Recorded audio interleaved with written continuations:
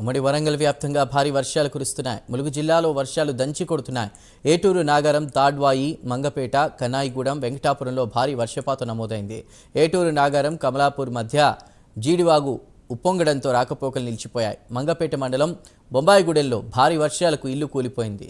ఇక గుంపునగూడెంలో పంట పొలాలు నీట మునిగాయి. వెంకటాపురం మండలంలో బల్లకట్టు వాగు, కంకెల వాగులు తీవ్ర ఉధృతితో ప్రవహిస్తున్నాయి.